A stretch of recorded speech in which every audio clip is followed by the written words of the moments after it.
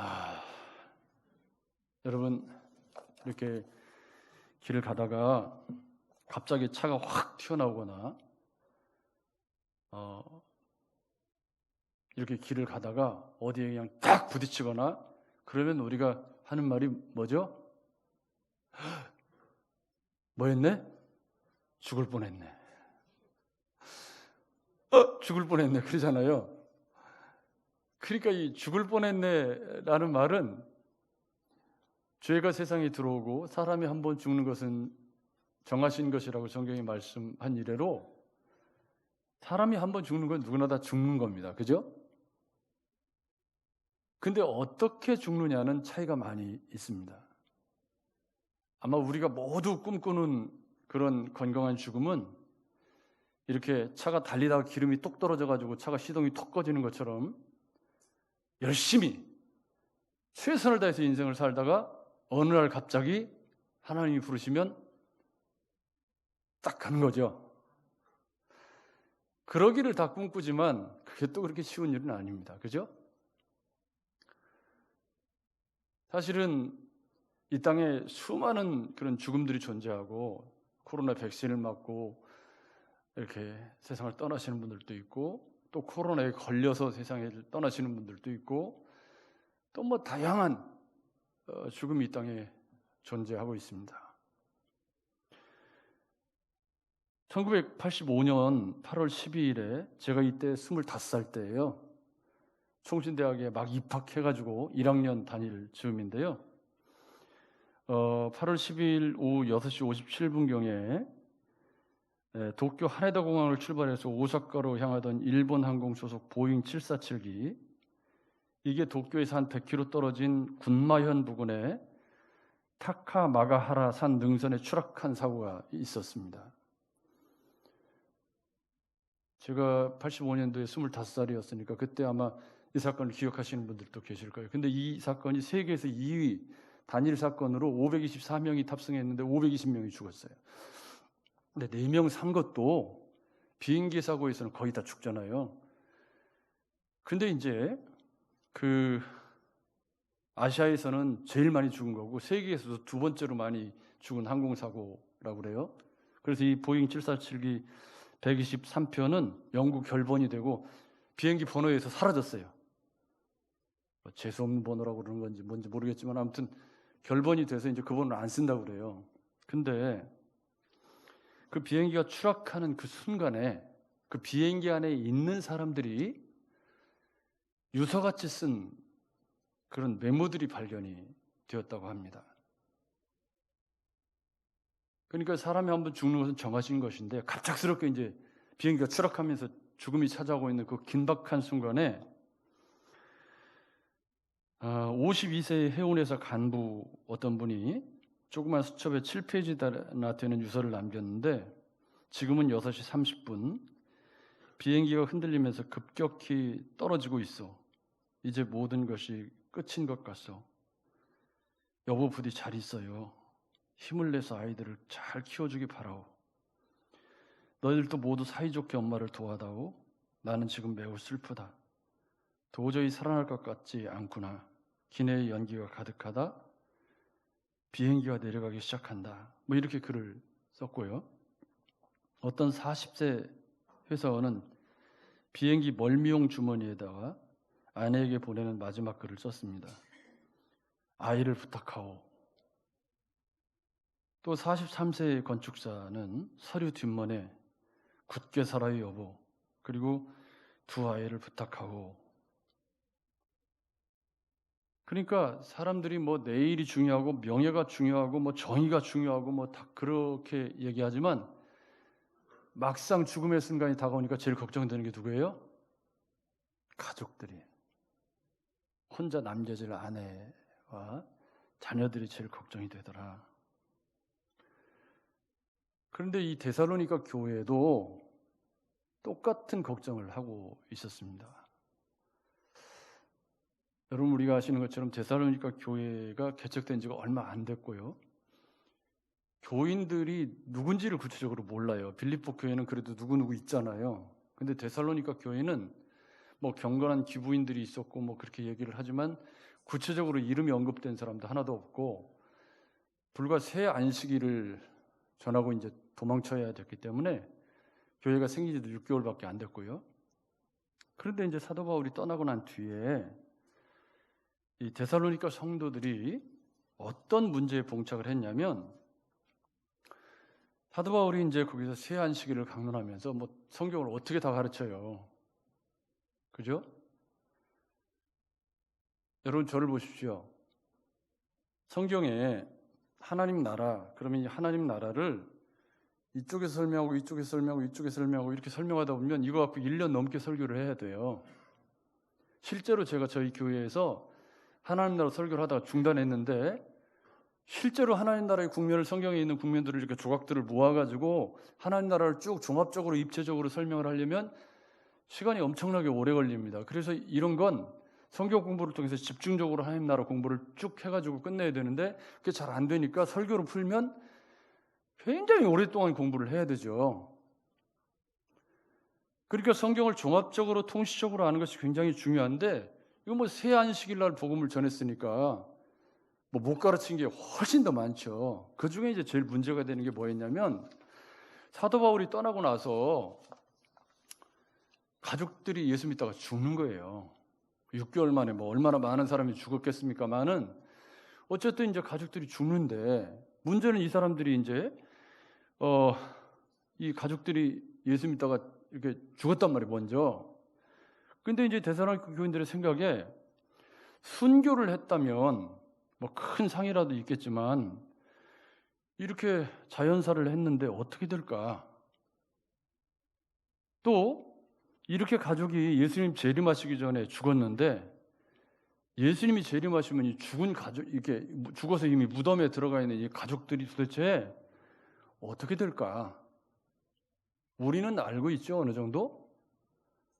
고린도서도 공부하고 다른 데도 공부했기 때문에 아마 우리는 알고 있을 거예요. 좀 뒤에 이제 설명을 하겠습니다만은.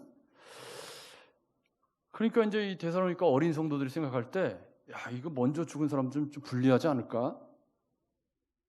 예수님 모셨을 때 구원은 받겠지. 그렇지만 그 뭐 큰 일을 한 것도 아니고 그냥 좀 예수 믿다가 이렇게 죽었는데 이 사람들이 좀 불리하지는 않을까? 뭐 이런 온갖 그 종말론에 대한, 더더군다나 이제 그 시대에는 주님이 곧 오신다고 다 생각을 했고, 사도 바울 본인도 주님이 빨리 오시기를 굉장히 기대했던 사람 이거요. 저도 주님이 좀 빨리 오셨으면. 왜 웃으세요, 여러분? 저는 가끔 이런 생각을 합니다. 이제 코로나가 기승을 부리고 있고, 또 이제 백신을 맞아서 이상 반응으로 죽는 사람들도 있고 한데, 저는 뭐 지극히 평범한 사람이니까 별일이 없겠지만, 만약에 내가 이 코로나 백신 주사를 맞고 이상 반응이 와서 세상을 떠나야 되면 어떻게 되는 걸까? 저는요, 지금까지 참 열심히 살았다, 최선을 다해서 목회했고, 그렇게 데려가셔도 별로 아쉬울 게 나는 없다, 괜찮다. 이거 가식이 아닙니다. 진짜예요. 진짜 제 생각이 그래요. 그렇지만 아무튼 뭐 이제 맞아봐야 아는 일이고, 그건 혼자 드는 생각이 그렇다 그 말이죠. 근데 이제 이 데살로니가 성도들은, 그렇지만 이제 남겨진 가족들의 문제가 있으니까, 내가 그렇게 떠나면 아직 결혼도 안 한 자식이 둘이나 있고 이제 남겨진 아내가 어떻게 될까, 그런 생각을 하는 거죠. 근데 이제 데살로니가 교인들은 자기 가족들이 이렇게 뭐 많지도 않았겠지만 이제 그 소식을 디모데가 전해 와서 이제 소식을 듣고 편지를 쓴 거기 때문에요. 그런 부작용들이, 주님이 빨리 오실 거라는 생각 때문에 잘못된 종말론으로 손을 놓고 있는 사람도 있고, 또 종들 가운데는 이렇게 종들로서 자기 본분을 다해야 되는데 주님 곧 오실 건데 뭐 하고 그냥 일을 안 해버리는 그런 기막힌 일들도 있고 그랬단 말이죠. 그 중에 이제 이게 염려와 근심의 문제가 있는데, 먼저 죽은 사람은 어떻게 될 것이며 살아있는 자들은 주님이 재림할 때 어떻게 될 건가, 그리고 그 때와 시기의 문제는 또 어떻게 될 건가 하는 문제가 오늘 우리가 읽은 4장 13절부터 5장 11절까지의 주제입니다. 그러니까 이 5장 11절까지, 특히 5장 1절부터 11절까지는 때와 시기에 관한 얘기고, 오늘 13절부터 18절까지는 먼저 죽은 사람이 어떻게 될 것인가, 그리고 살아서 주님의 재림을 맞이하는 사람들은 어떻게 될 것인가, 이것에 대한 사도 바울의 설명인데요. 근데 이 이야기가 복음서에 잘 안 나와요. 휴거에 관한 이야기가 복음서에 잘 안 나오잖아요. 그래서 학자들이 이제 고민을 하는 거예요. 왜 복음서에 없는 이 내용들이 이 데살로니가전서에 나오냐. 그래가지고 어떤 학자들은 복음서 기록자들이 누락시킨 게 아닐까. 참 상상도 참말로 그건 아니라고 보죠. 그러면 복음서에 기록이 안 된 이 주님의 재림과 죽은 자들의 부활과, 이건 고린도전서에도 나오잖아요, 15장에. 근데 여기처럼 휴거가 명백하게 설명이 되어 있는 데가 없거든요. 그러니까 이건 복음서 기자들도 설명 안 하고 있는 내용인데 그럼 어떻게 된 거냐? 일반적으로 동의하는 건 이건 하나님께서 사도 바울에게 주신 특별한 계시다라고 보는 것이 일반적인 학자들의 견해입니다. 그런데 우리는 어떻게 이해하냐면, 하나님께서 성경에 영감된 저자들을 사용하셔서 복음의 계시들을 가르쳐 주잖아요, 그죠? 그래서 구약 성경에도 보면 처음 듣는 이야기들이 모세를 통해서 이렇게 선포되고, 또 하나님이 때가 차면 사도 바울을 통해서 죽은 자들의 부활과 살아있는 자들의 휴거에 대한 그런 복음을 데살로니가 교회의 교인들이 문제를 제기하니까 설명한 것이죠. 여러분, 문제가 없죠, 이게. 근데 학자들은 이게 복잡해요. 그래가지고 이 문제를 가지고 논쟁을 많이 하고 있죠. 그렇지만 우리는 이제 이건 사도 바울이 성령의 감동을 받아서 데살로니가 교인들에게 이 부활과 죽은 자들과 살아있는 자들에 대한 계시의 말씀을 정리해 준 것이다 라고 이해를 하면서 두 가지 원리를 먼저 정리하면서 말씀을 볼 필요가 있습니다. 여러분, 이 원리는 기독교적 종말론, 건전한 종말론의 기초석입니다. 머릿돌. 이거는 흔들려서는 안 되는 기초석이에요. 오늘 설교는 은혜 받는 설교가 아니라 교리를 정리하는 쪽에 가깝기 때문에 생각을 잘 정리하시는 게 굉장히 중요합니다. 왜냐하면 이 생각을 잘 정리하는 것이 죽음에 대한, 그리고 부활에 대한, 그리고 현재 코로나 상황에 대한, 그리고 코로나로 인해서 갑자기 닥쳐올 수 있는 죽음에 대한 우리의 생각들을 종합적으로 정리해 주기 때문에 이 부분에 대한 원리를 분명하게 세우는 건 굉장히 중요합니다. 주님의 재림과 관련되어서 첫 번째 원리는 온 세상이 다 볼 수 있게 분명하게 오신다. 아멘. 이건 복음서에 주님이 분명하게 천명하신, 그리고 오늘 본문에서도 호령과 천사장의 소리와 나팔 소리, 이것들이 다 뭐예요? 주님 오실 때 뭐 한다는 거예요? 확실하게 오신다, 이게. 그러니까 여기저기 메시아가 왔다는 건 다 거짓말이죠. 문 땡땡씨를 비롯해가지고 뭐 메시아가 왔다고 말하는 사람들은 전부 다 뭐예요? 다 거짓말이죠. 왜요? 동에서 서에 번개가 치는 것처럼 주님이 오실 때는 온 세상이 다 알 수 있도록 오신다. 아멘. 이건 성경의 명백한 진리이기 때문에 어디 듣도 보도 못한 메시아가 왔다고 주장하는 건 다 뭐예요? 다 새빨간 거짓말이죠. 여러분, 맞죠? 이건 신학적 원리로 정리하셔야 됩니다. 흔들려서는 안 돼요. 이 부분이 흔들리시면 안 돼요. 이거는 성경이 명백하게 명시적으로 주님이 가르쳐 주신 교훈이기 때문에 주님이 오시면 온 세상의 그리스도인들이 다 알 수 있게 오시는 거죠. 오늘 본문에도 호령과 천사장의 소리와 나팔 소리, 복음서에는 우리 주님이 동에서 서에 번개가 치는 것처럼 다 볼 수 있게 오신다고 분명히 천명하셨기 때문에 이 부분은 흔들리면 안 됩니다. 두 번째는 이제 다음 주에 살펴볼 내용이지만, 주님이 오실 때는 어떻게 오신다? 도둑같이 오신다. 모른다. 오실 때를 모른다. 모른답니다. 그죠? 그래서 인자가 어느 경점에 올지 알 수 없으니 너희는 깨어있으라. 이게 성경의 답이에요. 맞죠? 그런데 주님이 언제 오신다고 예측하는 사람들이 있어요. 이거 뭐죠?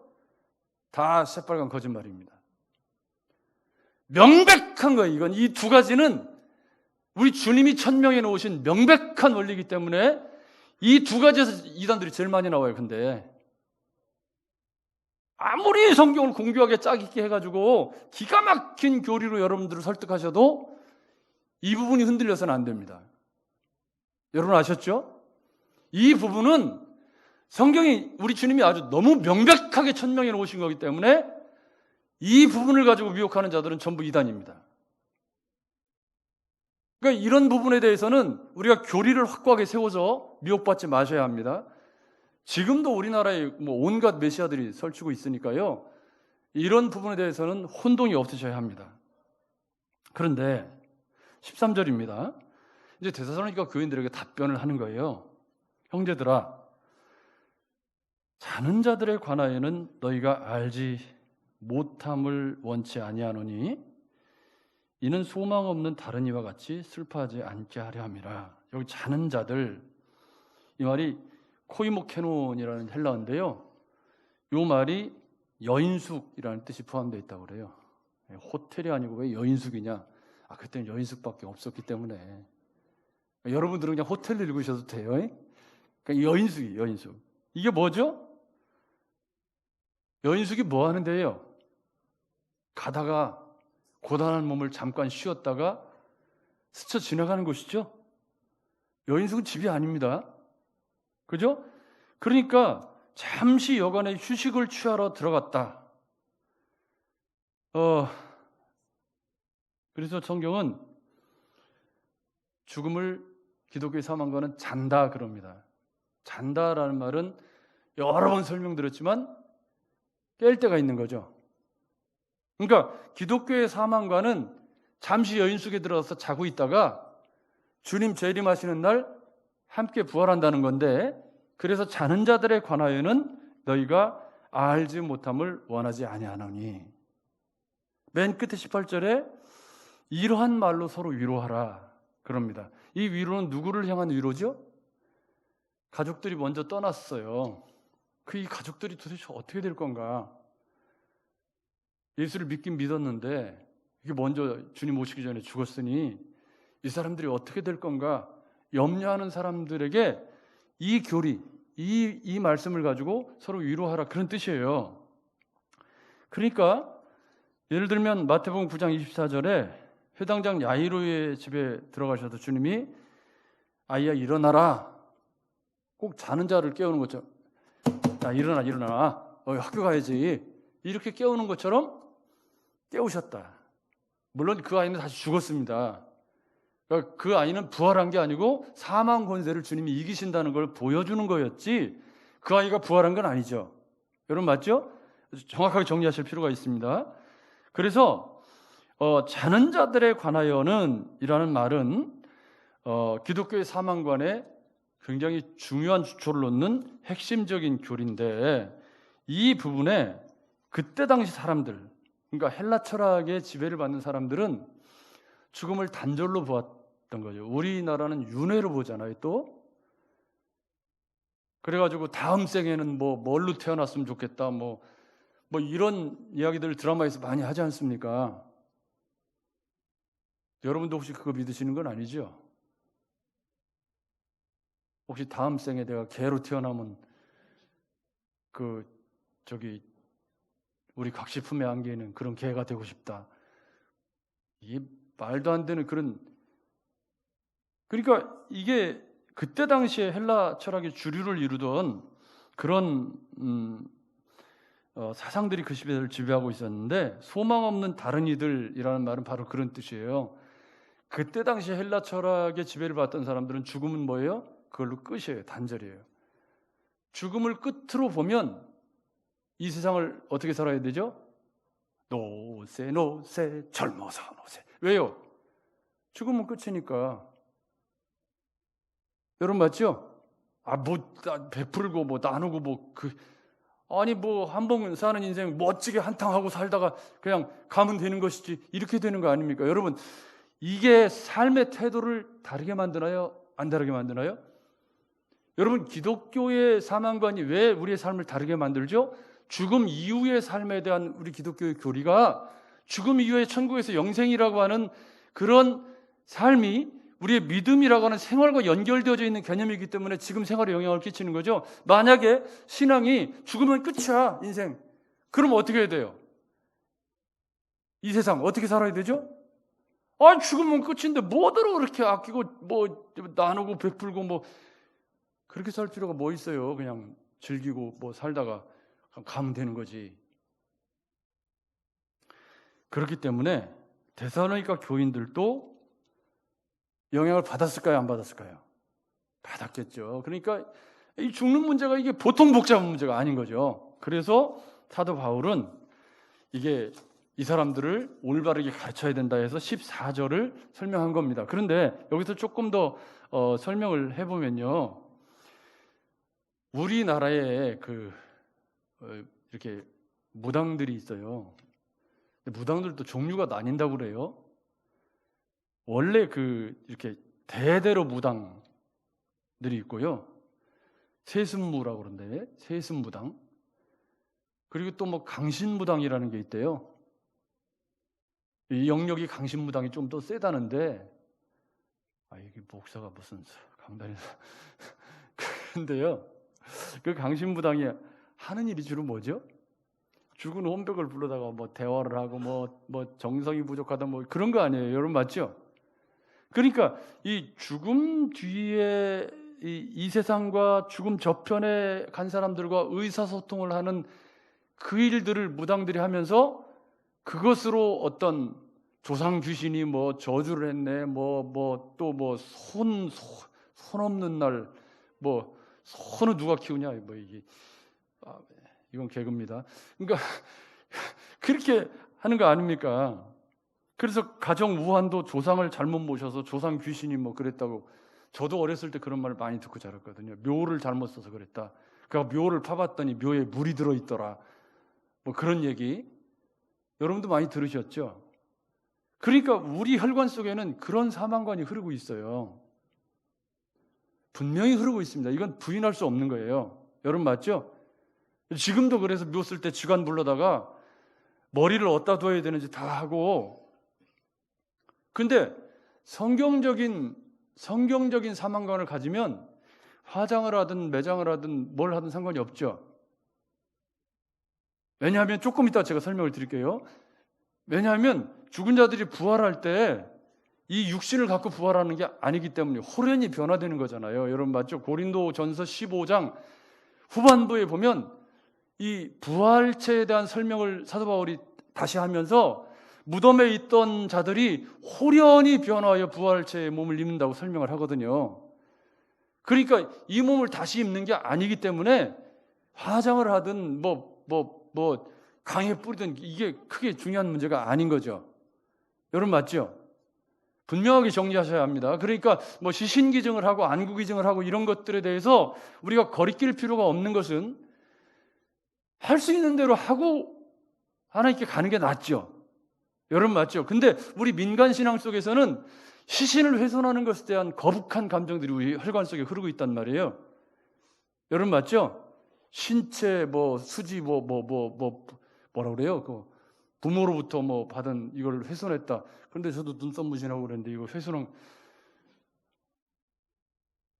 여러분 이 부분에 성경적인 생각을 올바르게 정리하는 일이 그렇게 중요한 문제예요. 여러분 맞죠? 근데 우리 혈관 속에는 누가 뭐래도 윤회의 사상이 흐르고 있고 이 조상 귀신에 관한 생각들이 흐르고 있기 때문에 지금 이 부분들에 대한 생각을 명료하게, 우리 이 몸에 대한 생각을 명료하게 정리하지 않으면 계속 이 부분이 혼란스러운 상태로 남아있어요. 예수를 믿어도 여전히 이 부분이 혼란스럽고, 조상이 와가지고 세상에 어떤 조상이 자식이 밥 한 끼 안 차려줬다고 와서 가정사를 다 불화를 만들고 자식을 교통사고에 사고 나게 만들고 그러겠습니까? 어쨌든 그게 가능한 것이 잘못된 생각이었는데 14절에 명백하게 설명을 합니다.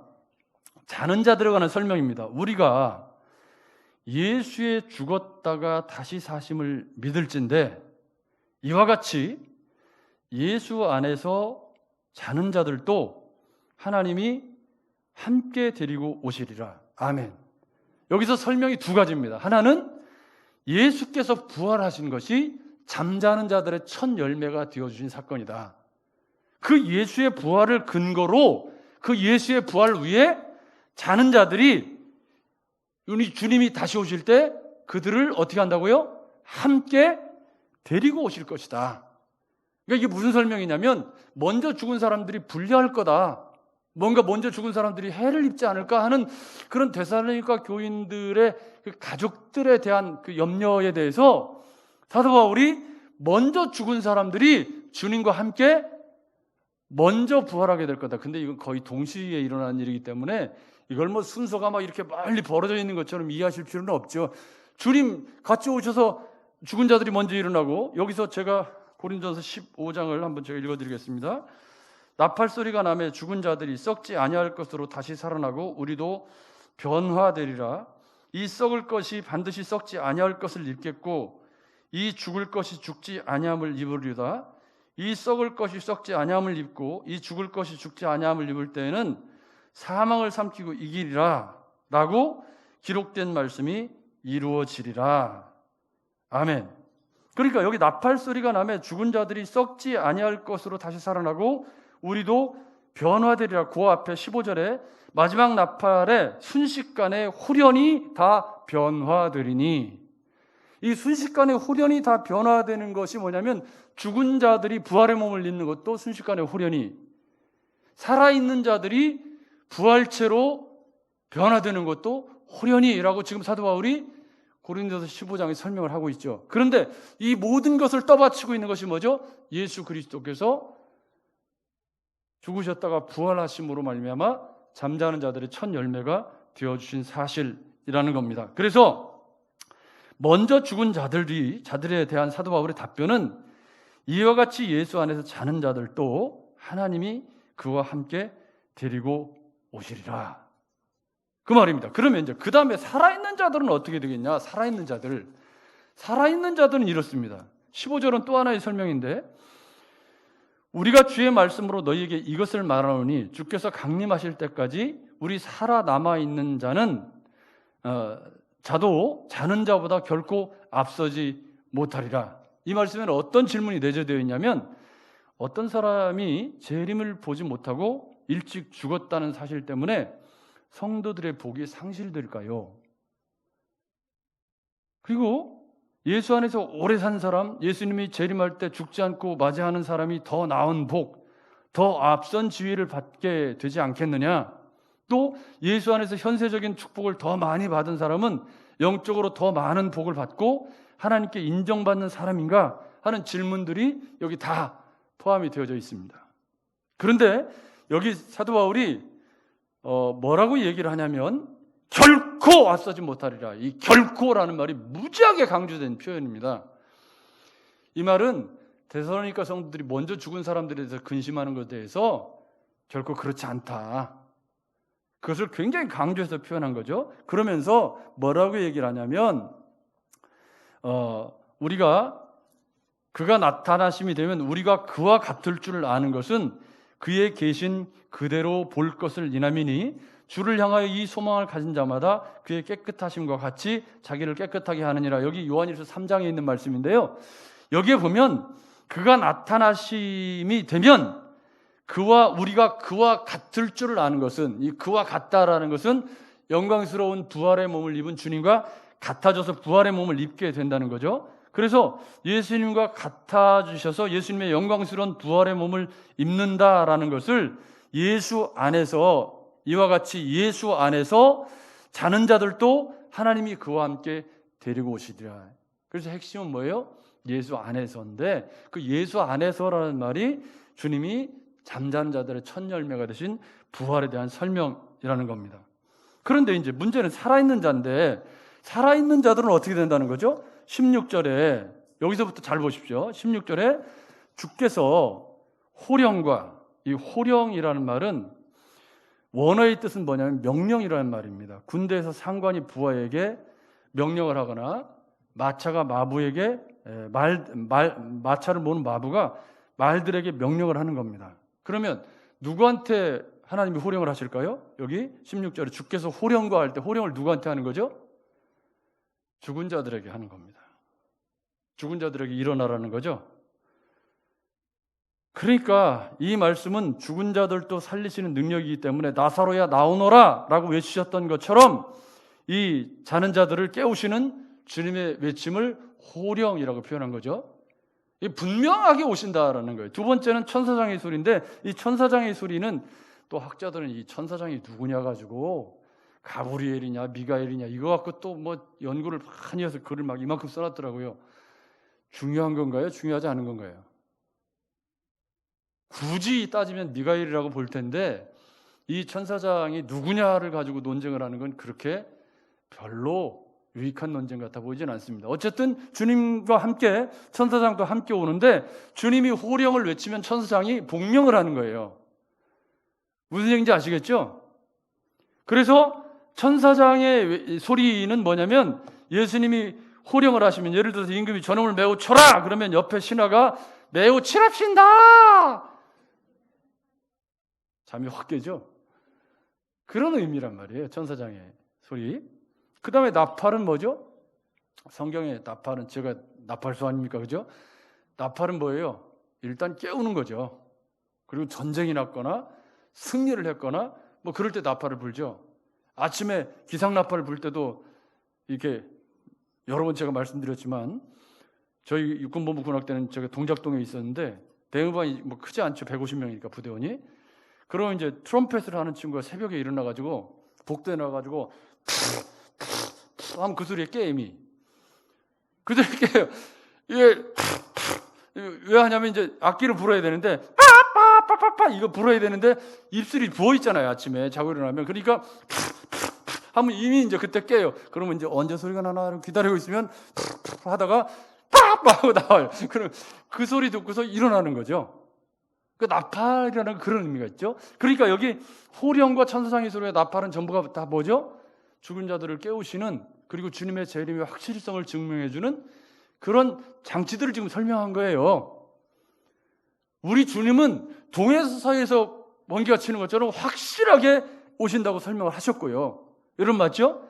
그러니까 이 부분에 대한 혼란이 있어서 안 되는데, 문제는 그때 주님이 오셔서 하나님의 나팔 소리가 하늘로부터 강림하시리니 그리스도 안에서 죽은 자들이 먼저 일어나고 앞에 설명한 거고요.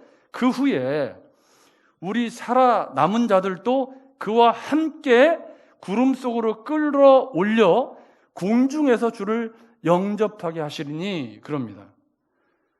여기서 끌어올려라는 말이 휴거라는 말이죠.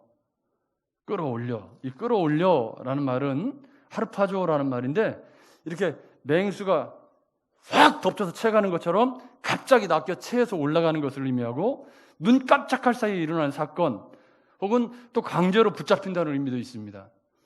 그러니까 휴거라고 하는 것은 우리의 행위나 능력이 아니라 주님이 오실 때 믿음으로 살아온 사람들에게 하나님이 베풀어 주시는 갑작스러운 변화를 설명하는 말이 끌어올려라는 말입니다.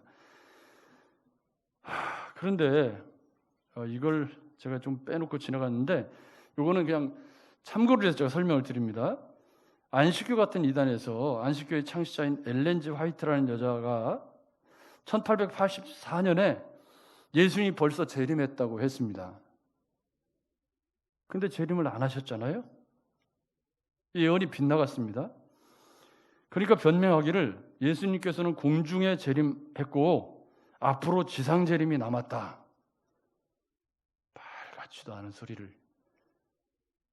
그러니까 이런 재림의 시기를 모른다고 했는데 자꾸 재림의 시기를 예측하는 이단들이 끊임없이, 우리나라에도 아주 대표적인 이단이 있었죠. 이 땡땡씨라고, 우리 살아있던 시절에 있었던 일 아닙니까? 그죠? 그 사람들 따르는 사람들이 다 재산 정리해가지고 가서 흰옷 입고 다 준비하고 있다가 예언한 날에 안 오니까 어떻게 됐어요? 가정 다 깨지고 직장 다 잃고 그랬던 해프닝이 있었지 않습니까? 또 휴거주의자들도 휴거, 즉 예수님이 재림하시는데 은밀하게 한다고 거짓말을 합니다. 은밀하게. 근데 성경이 은밀하게 한다고 얘기 안 했잖아요. 그게 처음에 제가 말씀드린 겁니다. 그래서 주께서 호령과 천사의 소리와 나팔로 강림하시는 것은 분명하게 오신다. 그러니 이런 재림론에 미혹이 되면 안 된다라는 사실입니다. 그래서 우리가 살아있는 자가 주님의 휴거를 받을 때 내가 매일 밤 12시에 기도한다든지 아니면 금식을 한다든지 밤중이나 새벽에 새벽 예배를 한다든지 그렇게 해서 끌어올려지는 것이 아닙니다. 그렇게 주님의 휴거를 기다리라는 게 아니잖아요. 여러분 맞죠? 오히려 주님 뭐라고 말씀하셨죠? 우리에게 선물로 주신 삶을 깨어 있어라. 전도서 기자의 표현처럼 매일매일 우리에게 주시는 일상들이 하나님의 선물인데 그 일들을 하나님이 주신 일들로 알고 기쁘게 열심히 살고 그리고 그 삶에 열심히 산 소산으로 얻은 재물과 물질을 가지고 나만 배 두둥기면서 잘 먹고 잘 사는 게 아니라 나누고 베풀면서 이 땅에서 고아와 과부와 가난한 자들에게 베풀고 살아가면 주님이 어느 경점에 오시든지 그를 의롭다고 하실 거죠. 그를 믿음 있는 사람이라고 하실 겁니다. 여러분 맞죠? 여러분 맞죠? 근데 자꾸 이상하게 가르치는 사람들은 깨어있다라는 것을 뭐 시간 정해놓고 휴거를 기다리면서 뭐 기도해야 되고 이따위 교리를 자꾸 들고 와서 복음을 혼란스럽게 만드는 겁니다. 누가 뭐래도 예수 믿는다 사람답게 사는 게 제일 중요합니다. 그게 믿음입니다. 여러분 동의하십니까? 믿음이라는 건 새벽에 깨어서 주님의 휴거를 기다리면서 그것도 뭐 중요할 수 있겠지만 믿음이라고 하는 것은 주님이 중요하게 여기시는 믿음이라고 하는 것은 우리 주님을 믿기 때문에 그리고 주님의 재림과 부활을 믿기 때문에 하늘 창고에 쌓는 삶을 기꺼운 마음으로 감사하면서 살아가는 것이 믿음인 거죠. 여러분 맞죠? 근데 세상에 소망 없는 사람들처럼 땅의 창고에 그냥 뭐 예수 믿는다고 하면서 정신없이 쌓고 뭐 나눌 줄은 모르고 쓸 줄도 모르고 그저 인색하기가 한이 없고 그렇게 거지 같은 인생을 살면 주님은 그때 재림하셔서 그 사람들을 끌어올리진 않을 겁니다. 믿음을 보실 것이기 때문에요. 여러분 맞죠? 그러니까 여기 휴거주의자들이 얘기하는 휴거를 준비하는 그건 틀린 얘기고 이 주님이 강림하실 때 살아있는 자들이 끌어올려서 고린도전서 15장의 말씀을 보면 그들도 호련히 변화될 건데요. 그래서 함께 공중에서 이 공중이라는 것은 주님의 통치 영역을 상징하는 거지 별다른 의미가 아닙니다. 구름도 하나님의 임재를 상징하는 거고요. 그런데 거기서 제일 중요한 건 뭐냐면 영접이라는 말입니다. 영접이라는 말은 어떤 도시에 오는 손님을 미리 나가서 환영한 다음에 자기네 마을로 데려 들어가는 거죠. 요한복음 1장 12절에 영접하는 자, 곧 그 이름을 믿는 자들에게는. 그래서 주님을 영접해서 그 다음에 어떻게 되는 거죠? 그 다음에 주님과 함께 있으리라. 할렐루야. 그 함께 있는 것은 어떻게 되는 거예요? 영원히 함께 있는 거죠. 그래서 천국이라고 하는 것은 뭐 황금길이 있고 뭐 생명강, 뭐 생명나무가 있고 먹을 것이 엄청나게 풍성하고 요한계시록에 그런 말씀이 나오니까 그보다 더 중요한 게 뭐죠? 희미하게 거울로 보는 것 같으나 그때는 얼굴과 얼굴을 대면해서 주님과 함께 영원히 함께 교제하는 그게 진짜 천국인 거죠. 여러분 맞죠? 지금처럼 불안정하고 불확실하고 그런 주님과의 교제가 아니라 주님이 다시 오셔서 그분이 살아있는 자들, 그러니까 그들이 불안해하는 주님이 다시 오실 때 우리 살아있는 자들은 어떻게 될까? 살아있는 자들은 그때 호련히 변화해서 주님이 공중으로 끌어올려서 영원히 주님과 함께 부활의 몸을 입고 영생하게 될 거다. 이런 설명입니다. 여러분 맞죠? 그런 설명을 들으면서 우리가 생각해야 할 것은 그 주님 오시는 날까지 그러면 우리가 소망 없는 자들처럼 살면 안 된다는 거죠. 여러분 맞죠? 그런 소망을 가지고 있기 때문에 날마다 우리가 깨어서 근신하면서 주님이 기뻐하시는 삶을 살아내려고 애를 쓰는 거 아닙니까? 그게 부활신앙을 가졌다는 말입니다. 따라서 뭐 황금길과 생명강과 뭐 축제가 있고 뭐 이런 것들은 부수적인 것이고 진짜 중요한 것은 뭐죠? 영원히 주님과 함께 있으리라. 이 임마누엘의 약속이 구약부터 계속되어 온 약속인데 완성된 천국에서는 이제 부활의 몸을 입고 영원히 그와 함께 있게 된다. 그렇기 때문에 성도들은 먼저 죽은 사람들 때문에 여러분 안 믿고 죽은 사람들 얘기하는 거 아니에요. 그 부분에 대해서는 교리적으로 선을 그어야 되기 때문에 그 부분에 대해서 우리가 어떤 다른 신학적인 잣대를 들이대기 시작하면 연옥도 나오고 오만 또 다른 것들이 나오기 때문에 그런 부분에 대한 얘기를 하는 게 아니라 믿다가 먼저 죽은 사람들을 얘기하는 거예요. 이 부분들을 정확하게 정리할 필요가 있다 그 말입니다. 그래서 두 가지를 정리해야 합니다. 첫째는 다음 주에 정리할 때와 시기는 모른다. 그리고 주님이 오실 때는 호령과 천사장의 소리와 나팔을 동반하고 분명하게 오신다. 이 단락은 이 여러 말로 서로 위로하라는 말씀으로 끝납니다. 그것은 데살로니가 성도들 가운데 죽은 자에 대한 걱정과 염려에 가득 차 지나친 슬픔에 빠져서 교회를 근심하게 하는 사람들이 있었기 때문입니다. 사랑하는 여러분, 코로나 시대를 살면서 코로나에 걸려서 참 이렇게 건강이 안 좋은 사람은 세상을 떠날 수도 있고요. 또 몸의 면역 반응이 또 다른 사람하고 좀 특별해서 백신을 맞아서 참 세상을 떠날 수도 있습니다. 그럴 수도 있죠. 물론 좀 더 완전한 백신이 만들어져서 사고가 안 나면 제일 좋겠지만 현재 지금 우리가 처해져 있는 상황은 그렇습니다. 여러분 맞죠? 시간이 촉박하고 급하게 백신을 만들다 보니까 부작용이 생기고 그 문제에 대한 책임 소지도 지금 한 번도 전례 없던 일이니까 국가가 어느 선까지 책임을 져야 되는지도 정확하게 지금 정리가 안 돼 있고 빨리빨리 책임을 져줘라 고함을 치지만 이게 쉬운 노릇이 아닌 거죠. 참 혼란스럽고 복잡하고 어려운 시대를 살고 있는 것이 분명합니다. 그러나 바로 오늘 이 말씀, 기독교적 사망관과 부활과 천국에 대한 내세관이 분명하게 정된 사람은 우리 앞에 닥쳐져 오는 이런 사건과 사고들 앞에서 좀 더 의연할 필요가 있다. 물론 그런 일이 안 일어나면 좋겠지만 만약에 그런 일이 내게 찾아온다고 할지라도 주님이 내게 허락하신 삶이 거기까지라면 감사한 마음으로 받아들일 수 있는, 여러분 그런 사고가 일어날 것도 아닙니다. 오해하시면 안 돼요. 제가 또 그런 것에 대해서 인정을 해줘야 된다 그런 얘기를 하는 게 아닙니다. 우리 기독교적 신앙에 대한 얘기를 하는 거예요. 지금 오해하셔서는 안 돼요. 이것을 지금 목사가 무슨 정보를 비유하거나 그런 얘기를 하는 것이 아닙니다. 절대 그런 쪽으로 얘기를 한 게 아니고 오해를 하실까 봐 제 얘기는 우리의 믿음이라고 하는 것이, 부활신앙이라고 하는 것이 먼저 죽은 자들과 주님이 다시 오실 때 부활의 몸을 입는 것 사이에서 현재 우리의 삶의 믿음이 작용하는 것은 그런 부딪혀오는 사건, 사고와 불의의 죽음에 대해서 좀 더 의연해질 필요가 있다. 왜요? 그게 끝이 아니기 때문에. 그게 끝이 아니라고 하는 것 때문에 잘 살아야 하고, 아멘. 부활신앙이 있기 때문에 우리가 이 땅에서 좀 더 나누고 베풀고 겸손하게 살아야 하고, 말도 조심해야 하고, 상처가 되지 않도록 행동해야 하고, 배려하고 겸손해야 되는 이유가 다 거기에 있는 거죠. 여러분 맞죠? 그래서 우리가 그리스도인답게 사는 것이고, 그 소망 때문에 우리가 이 땅에서 깨어있는 삶을 살아가는 사실을 옳게 정리할 필요가 있다 그 말입니다.